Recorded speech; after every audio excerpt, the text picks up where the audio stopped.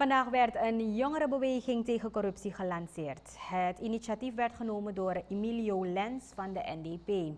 Volgens Lens wordt de samenleving vaker geconfronteerd met corruptie, ook binnen de NDP.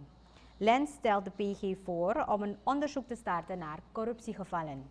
Lens kreeg veel kritiek op social media toen hij zijn idee aankondigde.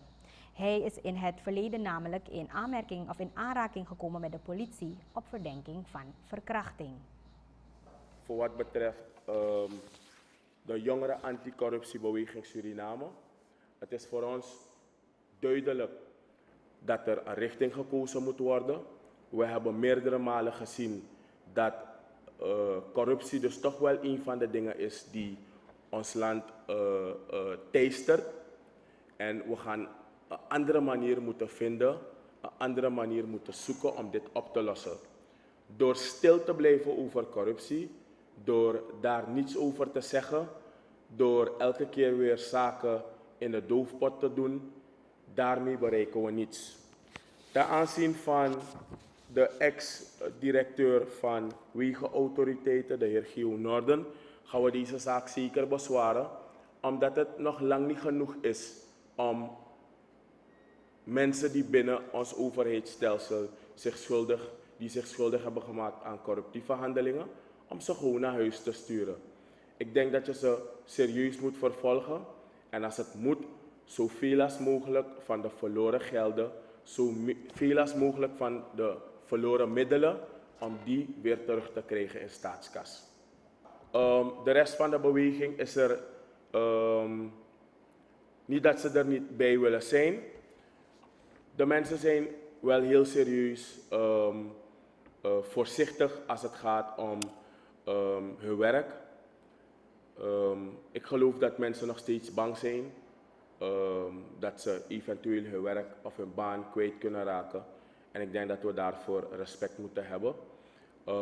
Maar dat haalt niet weg dat wij er gewoon mee doorgaan.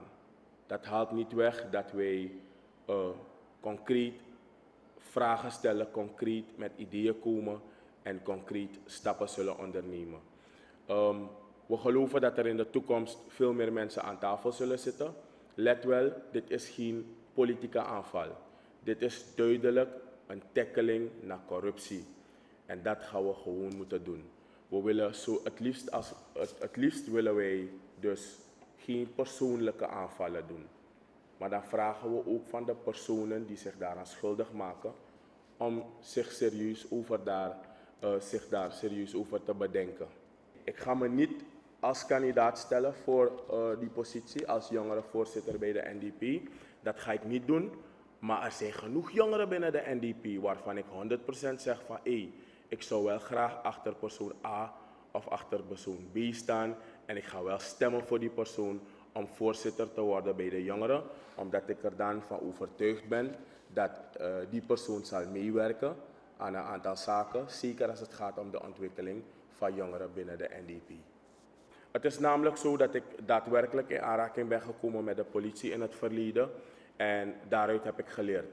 Het is wel belangrijk om mee te geven dat aan het begin hiervan ik heel duidelijk heb gezegd dat als het gaat om die boodschap die moet komen, dat het in de eerste instantie ook geldt voor mij. En in het verleden, indien dat ik dus in contact ben gekomen, in aanraking ben gekomen met de politie, was het voor mij dus dan heel duidelijk om ook mee te werken als de politie dat nodig achtte. Dus in feite maakt het niet zoveel uit wie de boodschapper is. Het is wel belangrijk, ik vraag wel van ons volk om wel heel serieus te gaan kijken naar de boodschap zelf.